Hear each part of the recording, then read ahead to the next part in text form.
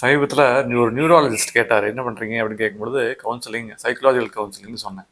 அப்ப சொல்லும்போது அவர் என்ன சொன்னாரு அப்படின்னா, "ரொம்ப கஷ்டம் இல்ல இந்த காலத்தில" அப்படின்னு சொல்லி அவரா 2, 3 ஸ்டேட்மெண்ட் சொன்னாரு. என்னன்னா, எப்படி இருக்கும்? ஏன் கஷ்டம்னு சொல்றாரு அப்படின்னா, நெறைய ஆல்ரெடி இந்த சோசியல் மீடியால பார்க்குற விஷயங்கள் நெறைய தியரீஸ் வந்து உண்மையா, பொய்யான்னு தெரியாம நெறைய பேர் அப்படி வருவாங்க. கவுன்சிலிங்க்கு வரும்பொழுது. அவருடைய மைண்ட் செட் எப்படி இருக்கும் மனுஷங்க?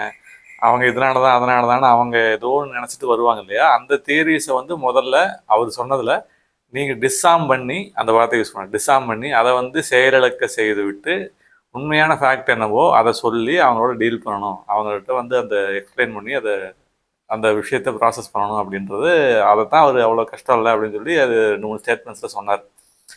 அப்ப சொன்னேன், ஆமாமா அப்படின்னு சொல்லிட்டு நாங்க வந்து பேசிட்டு இருந்தோம். பேசிட்டு இருக்கும்போது, அதுக்கப்புறம் நம்ம மிஸ்இன்ஃபர்மேஷன், டிஸ்இன்ஃபர்மேஷன்னா என்ன அப்படின்னு சொல்லி சொல்லணும் அப்படின்றது எனக்கு தோணுச்சு. அதாவது மிஸ்இன்ஃபர்மேஷன் அப்படின்னா, அந்த ஈவன் இந்த வேர்ட்ஸ்லயே வந்து அந்த வேரியேஷன் ஸ்லைட் வேரியேஷன் இருக்கும். மிஸ்இன்ஃபர்மேஷன் அதாவது இன்ஃபர்மேஷனா நமக்கு தெரியும். மிஸ்இன்ஃபர்மேஷன் அப்படின்னா, தெரியாம ஒரு விஷயத்த சொல்லி பரப்பி விட்டுறது. அதுபடி மிஸ்இன்ஃபர்மேஷன். டிஸ்இன்ஃபர்மேஷன் அப்படின்னா தெரிஞ்சே ஒரு விஷயத்த வந்து அது வந்து தவறு, பொய், உண்மை இல்லைன்னு தெரிஞ்சே அந்த ஃபேக் நியூஸை பரப்புறது. அப்போ மிஸ்இன்ஃபர்மேஷனுக்கும் டிஸ்இன்ஃபர்மேஷனுக்கும் வித்தியாசம் இருக்குது. அதாவது இந்த மிஸ்இன்ஃபர்மேஷன் டிஸ்இன்ஃபர்மேஷன் வந்து சோஷியல் மீடியாவில் அது பிளத்தோரா ஆஃப் இன்சிடென்ட்ஸ் வந்து ஈவெண்ட்ஸ் வந்து அங்கே ஷேர் பண்ணப்படுது. அப்படிங்கும்போது அது உதாரணத்துக்கு சொல்ல போனால் பாய்காட்டுங்கிற வார்த்தை நிறைய பேர் தெரியும். பார்லிமெண்ட் யாரோ ஒருத்தர் அந்த காலத்தில் பாய்காட் பண்ணிட்டாரு. அதனால அதே பேரை அவர் பேர் பாய்காட் பண்ணவர் பேர் பாய்காட்டு. ஆகவே வந்து பாய்காட்டுங்கிறது நடைமுறைக்கு சொல்லாடலுக்கு வந்துருச்சு, கான்வர்சேஷன்லாம் வந்துருச்சு அப்படின்னு சொல்லி யூசேஜுக்கு வந்துருச்சுன்னு சொல்றது சோஷியல் மீடியாவில் பார்த்துருப்பீங்க. மனிதர்கள் உரையாடல் கான்வர்சேஷன்ஸே சொல்லியிருப்பாங்க, சொல்லி வந்தது உண்டு. சோஷியல் மீடியாலையும் அது உண்டு. ஆனால் இந்த மாதிரி சில வார்த்தைகளுடைய உண்மையான பேக்ரவுண்ட் என்ன, அது இப்போ எப்படி மீன் பண்ணப்படுகிறது அப்படின்னு சொல்லணும்னு யோசிச்சிருந்தேன். அப்போ உதாரணத்துக்கு பிளாக் பஸ்டர்னு ஒரு வார்த்தை எடுத்துக்கங்களேன். பிளாக் பஸ்டர் அப்படிங்கிறது அந்த காலத்தில் வந்து செகண்ட் வேர்ல்டு வார் டைமில், டியூரிங் செகண்ட் வேர்ல்டு வாரில் வந்து அலைட் ஃபோர்ஸஸ் வந்து என்ன பண்ணுவாங்க, இங்கிலாந்து, அமெரிக்கன் இவங்கெல்லாம் வந்து என்ன பண்ணுவாங்கன்னா, ஃபோர்ஸஸ்லாம் என்ன பண்ணுவாங்க, வாரில் வந்து பிளாக் பஸ்டர் அப்படிங்கிற ஒரு பாம், அந்த பாம்ஸை வந்து அவங்க போடும் பொழுது அதில் பிளாக் பஸ்டருங்கிற ஒரு வேர்டு வந்து உபயோகப்பட்டிருக்கு. அந்த பிளாக் பஸ்டர் தான், அந்த பாமாக இருந்தது தான் அந்த பிளாக் பஸ்டர்.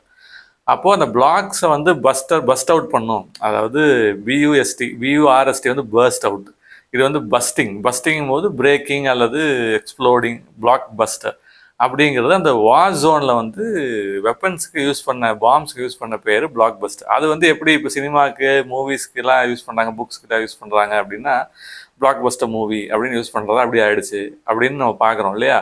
அப்போது ஃபர்ஸ்ட் பிளாக் பஸ்டர் மூவின்னு சொல்லி பார்த்தா சாம்சன் டிலைலா மூவி. அதை வந்து பிளாக் பஸ்டர்னு ஃபர்ஸ்ட்டு அதாவது ஃபர்ஸ்ட் வந்து வார் ஜோனுக்கு அப்புறம் அங்கே யூஸ் பண்ணாங்க. அடுத்தது கோவாடிஸ். செயின்ட் பீட்டர் வந்து கேட்குறாரு, ஜீசஸ் கிரைஸ்ட்டை கேட்குறாரு, கோவாடிஸ் அல்லது கோவேடிஸ் லாட்டினில். அது ஒரு நாவலாக எழுதப்பட்டுச்சு. ஒரு நோபல் லாரியட் அதுதான் அவர் தான் எழுதினார் அந்த ரைட்டர் ஹென்ரிக். அவர் வந்து ஒரு நோபல் லாரியட். அவர் எழுதின புத்தகத்தினுடைய பேர் கோவாடிஸ். அது ரொம்ப ஹிட்டான ஒரு புக்கு. அதுவும் பிளாக் பஸ்டர்னு சொல்லப்பட்டுச்சு. இந்த மாதிரி பிளாக் பஸ்டர் கோவாடிஸ் அப்படின்னா வேர் ஆர் யூ கோயிங் அப்படின்னு ஒரு கான்டெக்ட்ல சொல்லப்படுது. அந்த பிளாக் பஸ்டர் தான் மூவிஸ்க்கு, நாவலுக்கெல்லாம் அதுக்கப்புறம் அதாவது அது புரிந்து கொள்ளப்படுகிறது இப்போ ரீசெண்ட் டைம்ஸில். உதாரணத்துக்கு பாய்காட் ஏற்கனவே சொன்னாலே, பாய்காட் வந்து எப்படி யூஸ் பண்ணப்படுச்சு அப்படின்னா, அந்த டைமில் வந்து அதாவது சுதேசி மூவ்மெண்ட்டு, இதெல்லாம் வந்து பெங்கால் மூவ்மெண்ட்டு, இதெல்லாம் வந்து பிரிட்டிஷ் காலனியல் பீரியடில் நடந்துட்டு இருக்கும் பொழுது, அதுக்கு முன்பாகவே ஒரு 25 இயர்ஸ்க்கு முன்பாக ஐரிஷ் பீப்புள்கிட்ட இருந்து தான் ஐரிஷ் பிரிட்டிஷ் பீப்புள் கிட்ட இருந்தே சுதந்திரத்தை வந்து இண்டிபெண்டன்ஸ்க்கான இன்ஸ்பிரேஷனை இந்தியன் மூவ்மெண்ட்ஸ் எடுத்துக்கிட்டது வரலாறு படிக்கிறவங்களுக்கு தெரியும். ஐரிஷ் மூவ்மெண்ட்ஸு, அடுத்தது பிரிட்டிஷ் மூவ்மெண்ட்ஸ் கிட்ட இருந்தே இண்டிபெண்டன்ஸ்க்கான இன்ஸ்பிரேஷன் எடுத்திருக்காங்க. நீண்ட நெடிய வரலாறு. அப்போது ஒன் ஆஃப் தி ஐரிஷ் மூவ்மெண்ட்ஸாக இருந்தது தான் இந்த பாய்காட்டுங்கிற வார்த்தை. அங்கிருந்த வருது. ஒரு ரெண்ட் டிஸ்பியூட் நடக்குது. ஒரு ஹார்வெஸ்ட் வந்து அறுவடை அங்கே கம்மியாக இருக்கிறப்போ அந்த டைமில் ஒரு குறிப்பிட்ட லேண்ட் பகுதியில் அந்த ஓனர் வந்து ரெண்ட்டுக்கு விட்டுருக்காரு. அந்த ரெண்ட்டுக்கு விட்டவங்ககிட்ட என்ன பண்ணுறாரு, 10% வந்து டிஸ்கவுண்ட் கொடுக்குறாரு. அவங்க அதிகமாக கேட்குறாங்க, இன்னும் அதிகமாக கேட்குறாங்க அவங்க வாழ்வாதாரத்தை மேம்படுத்துறதுக்கு. அட்ஜஸ்ட் பண்ணுறதுக்கு கேட்குறாங்க. அதை அவர் ஒத்துக்கல. உடனே அதுக்கு ரீப்ளேஸ்மெண்ட்டாக என்ன பண்ணுறாங்க, சில டெனன்ட்ஸை குடி வைக்கலாம்னு நினைக்கிறாரு. அதுக்கு ஏஜென்ட்டாக வந்து சார்ல்ஸ் பாய்காட்டை வந்து நியமிக்கிறார். அந்த ஏஜென்ட் தான் சார்ல்ஸ் பாய்காட். அப்போ சார்ல்ஸ் பாய்காட் வந்து அவருக்கு சார்பாக ரீப்ளேஸ்மெண்ட்டில் இறங்குறாரு, இன்வால்வ் ஆகுறாரு. அப்போது வந்து போராட்டம் ப்ரொட்டஸ்ட் நடக்குது. அதை ஃபார்மர்ஸோ டெனன்ட்ஸ் ஃபார்மர் டெனன்ட்ஸ் வந்து ஒத்துக்கிறது இல்லை, விவசாய டெனன்ட்ஸ் ஒத்துக்கல. அப்போது அதை என்ன பண்ணுறாங்க, அந்த ரெண்டில் இருக்கிறவங்க அதை வந்து எதிர்க்கிறாங்க, ப்ரொட்டஸ்ட் பண்ணுறாங்க. அதுக்கப்புறம் அந்த பிரிட்டிஷ், அதாவது ஐரிஷ் கவர்மெண்ட்டே வந்து அதுக்கான பாதுகாப்பு முறையெல்லாம் ஏற்படுத்தி சொல்லி அதை வந்து அந்த லேண்டை வந்து பாதுகாக்கிற முறையை ஈடுபடுறாங்க. அதில் ஏகப்பட்ட பவுன்ஸு அந்த மாதிரிலாம் விஷயங்கள்லாம் பண செலவு அதிகமாக ஆகுது. அதை வந்து சார்ல்ஸ் பாய்காட் தான் முன்னெடுத்தார் அப்படின்னு சொல்லி சார்ல்ஸ் பாய்காட்டே வந்து அந்த ப்ரொட்டஸ்ட்க்கு அப்புறம் அந்த ப்ரொட்டஸ்ட் வந்து வெற்றி பெற்றுறது. சார்ல்ஸ் பாய்காட்டை வந்து அந்த சொந்த ஊர் லோக்கல் மக்களே அவரை வந்து புறக்கணிக்கிறாங்க, ஆஸ்ட்ரசைஸ் பண்ணுறாங்க, அவர்கிட்ட வந்து பழகக்கூடாதுன்னு நினைக்கிறாங்க. இதெல்லாம் பண்ணும்பொழுது என்ன ஆயிடுது அப்படின்னா, ஈவன் போஸ்ட்மேன் கூட அவருக்கு போஸ்ட் பண்ணக்கூடாது, மெயில் கொடுக்க போஸ்ட் கார்ட்ஸ் கொடுக்க ஆன்வலப்ஸ் கொடுக்கக்கூடாது அப்படின்னு முடிவு எடுக்கிறாங்க. அங்கே அந்த ஊர் சொந்த ஊருக்கு அவங்களுடைய லோக்கல் கம்யூனிட்டியே வந்து அவர்கிட்ட கான்டாக்ட் வச்சுக்கூடாதுன்னு நினைக்கிறாங்க. இந்த மாதிரிலாம் நடக்கும்போது தான் அது பாய்காட், அந்த அப்போ இருந்த பத்திரிகைகள் பாய்காட்டட் அப்படின்னு எழுதுறாங்க. அப்போ தான் பாய்காட்டுங்கிறது புழக்கத்துக்கு வருது, யூசேஜுக்கு வருது. எந்த ரிஜெக்ஷன் அல்லது ரெஃப்யூசல் அப்படிங்கிற ஒரு அர்த்தத்தில் அது அவருடைய பேரே சார்ல்ஸ் பாய்காட்டாக மாறுது. இதை வந்து பொதுவாக என்ன சொல்லிடுவாங்க, பார்லிமெண்ட்டில் ஒருத்தர் சார்ல்ஸ் பாய்காட்னு ஒருத்தர் பாய்காட் பண்ணிட்டார், அதனால் பாய்காட்னு வந்துச்சு. அப்படி இல்லை, அது வந்து மிஸ்இன்ஃபர்மேஷனாக இருக்கும். உண்மையான இன்ஃபர்மேஷன் இதுதான். அப்போது பிளாக் பஸ்டர், பாய்காட்டு, டெட்லைனுங்கிற வார்த்தை எடுத்துக்கோங்களேன். டெட்லைனுங்கிற வார்த்தை எப்படி யூசேஜில் இருந்துச்சு அப்படின்னா, அப்போ அமெரிக்கன் சிவில் வார் டைமில் ஒரு கோடை தாண்டி வரக்கூடாது, அந்த பவுண்டரி தாண்டி வந்தால் சுட்டுருவாங்க. அந்த மாதிரி ஒரு விஷயம் தான் டெட்லைன்னு சொல்லப்பட்டுச்சு.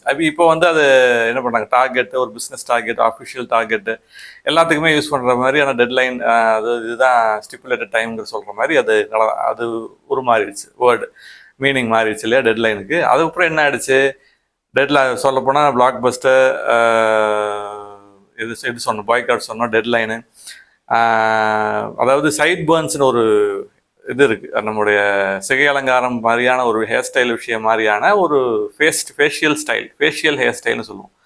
அப்போ வந்து விருமாண்டி படத்துலலாம் பார்த்துருப்பீங்கன்னா அது ஒரு ஸ்டைல் வச்சுருப்பார், மட்டன் சாப்ஸ்டிக், அதாவது மட்டன் ஷாப்ஸ் சாப்ஸ்டிக் வேறு, மட்டன் ஷாப்ஸ் மாதிரி இருக்கக்கூடிய ஒரு ஷேப், மீசை தாடியோட, மீசையோட, விஸ்கர்ஸோட, கிர்தாவோட கனெக்ட் பண்ணுற ஒரு ஸ்டைல், ஃபேஷியல் ஹேர் ஸ்டைல். அதை வந்து மட்டன் ஷாப்ஸ் வந்து முதல்ல அதை வச்சு அவர் முகத்தில் வச்சு ஃபேமஸாக ஹிட்டான விஷயம் வந்து என்னென்னா, யார் பண்ணாங்கன்னா, ஆம்ப்ரூஸ் எவரெட் சைட்பர்ன், அதாவது பேர்ன் சைட் அவர் பேர், Ambrose Everett Burnside. American civil war டைமில் அவர் இருந்தார், மிலிட்ரி மேன், அவர் கமாண்டர். அவர் வந்து ஒரு கன்னை இன்வென்ட் பண்ணியிருக்காரு. அது வந்து அவர் பேர், அந்த கன் பேர் பேர்ன் சைட் கார்பைன். அந்த டைமில் யூஸ் பண்ணப்பட்ட கன் அது. அவரை பார்த்து தான் அந்த சைட் பேர்ன்ஸ்ன்னு சொல்லக்கூடிய அந்த சைட் பேர்ன்ஸை வந்து அந்த ஹேர் ஸ்டைலில் வந்து பிரபலமாச்சு. அப்புறம் இன்னும் சில காரணங்கள் இருக்குது. அதாவது வார் ஜோனில் வந்து சுடும் பொழுது அந்த பவுடர்ஸ் வந்து கன்னத்தில் பட்டு, அதாவது ஃபயர் ஆர்ம்ஸ் வந்து சுடும் பொழுது அந்த தீப்பொறி ஸ்பார்க்ஸ் வந்து கன்னத்தில் பட்டு ஹர்ட் ஆகிடக்கூடாது, ஸ்கின் டேமேஜ் ஆகிடக்கூடாதுன்னு சொல்லி அந்த சைடு விஸ்கர்ஸ், சைட் பர்ன்ஸ்ன்னு சொல்லக்கூடிய அந்த ஃபேஷியல் ஹேர் ஸ்டைலில் வச்சாங்கன்னு ஒரு தியரி உண்டு. அப்போது பேர்ன் சைடு ஆம்ப்ரூஸ் எவரெட் பேர்ன் சைடுனால சைட் பர்ன்ஸ் வந்து பிரபலமாக்கப்படுது. அவர் ஒரு கிறிஸ்தவர். அப்போது இந்த மாதிரியான வரலாறுகள் அதுக்கப்புறம் சைட் பர்ன்ஸுங்கிறது புழக்கத்துக்கு வந்துச்சு. இன்றைக்கி வந்து ஸ்டைலுக்காக நிறைய பேர் வச்சுக்கிறாங்க. படத்தில் நிறைய விஷயம் நம்ம பார்க்குறோம், படங்களில் பார்க்குறோம். அதேமாதிரி குவாரண்டைன்ங்கிற வார்த்தை வந்து 40 days அப்படின்னு அர்த்தம். 40 days அப்படின்னு சொல்லும் பொழுது அப்போ பிப்ளிக்கல் டைம்ஸில் வந்து மவுண்ட் சைனாயில் மோசே 40 நாள் இருந்தது, இயேசு கிறிஸ்து வந்து 40 நாள் அவர் வந்து வனாந்தரத்தில் இருந்தது. இதெல்லாம் வைத்து தான் இப்போ 40 days அப்படிங்கிற ஒரு கான்செப்ட் உருவாகி மிடிவல் டைம்ஸில் அது வந்து குவாரண்டைன்னாவே 40 days அப்படிங்கிற ஒரு முறை இருந்தது. அதனால் அந்த குவாரண்டைன்ங்கிறது அப்படி தான் புழக்கத்துக்கு வந்தது. அப்போ கொரோனா டைமில் குவாரண்டைனை நம்ம யூஸ் பண்ணிட்டு இருந்தோம் இல்லையா, அதிகமாக யூஸ் பண்ணப்பட்ட வார்த்தைகளில் அதுவும் ஒன்று இல்லையா. அதில் ரொம்ப ரீசெண்ட் டைம்ஸில் குவாரண்டைன் வந்து யூஸ் பண்ணிட்டு இருந்தோம். அதே மாதிரி நிறைய வார்த்தைகள் வந்து அந்தந்த டைமில் வந்து ஒரு யூசேஜில் இருந்தாலும் அதோட மீனிங் வந்து டீப்பர் கான்டெக்ஸ்ட் வந்து பார்க்குற போது, வரலாறு படிக்கும் போது இன்ட்ரெஸ்டிங்காக இருக்கும். Quarantine, sideburns, blockbuster எல்லாம் பார்த்தோம் இல்லையா, boycott, deadline, quarantine, sideburns, இந்த மாதிரி நிறைய விஷயங்களை வந்து பார்த்து சொல்லிகிட்டே போகலாம். அந்த மாதிரி வரலாறு, நீண்ட நெடிய வரலாறுகள் இருக்குது. எதுக்கு இதை சொல்கிறோம் அப்படின்னா, பைபிள்லேயும் வந்து அந்த காலத்தில் சில யூசேஜஸ் வந்து ஒரிஜினல் மீனிங்கில் வந்து சொல்லப்பட்டிருக்கும். அந்த ஒரிஜினல் கான்டெக்ஸ்ட் மீனிங் வந்து எப்படி இருக்குது அப்படிங்கிறத தெரியாமல் என்ன பண்ணுவாங்கன்னா, அது இதுதான் அர்த்தம் சொல்லுது அப்படின்னு அவங்களா ஒன்று புரிஞ்சுக்குவாங்க. இன்டர்பிரட்டர்ஸ் அல்லது வந்து இன்டர்பிரட்டர்ஸ் வந்து இன்டர்பிரட்டர்ஸ் கரெக்டாக சொல்லிடலாம், மிஸ்இன்டர்பிரட்டர்ஸ் தவறாக சொல்லிடுவாங்க. அப்போ தான் மிஸ்இன்ஃபர்மேஷன், டிஸ்இன்ஃபர்மேஷன் பரவும். அப்போ வரலாறு படிக்கும் பொழுது நம்ம எதுக்காக எதை யூஸ் பண்ணுகிறோம்? உதாரணம் சொன்னாலே black Bastar, boycott, deadline, quarantine, இல்லையா, சைட் பர்ன்ஸ், இந்த மாதிரி நிறைய சொல்லிகிட்டே போகலாம். நிறைய விஷயங்கள் வந்து இன்னும் நிறைய எக்ஸாம்பிள்ஸ் ஏகப்பட்டது இருக்குது. அதனால் நம்ம ஜிஸ்டோட நம்ம வந்து என்ன எசன்ஸ் அது நக்ஷலில் நம்ம சொல்கிறோம்.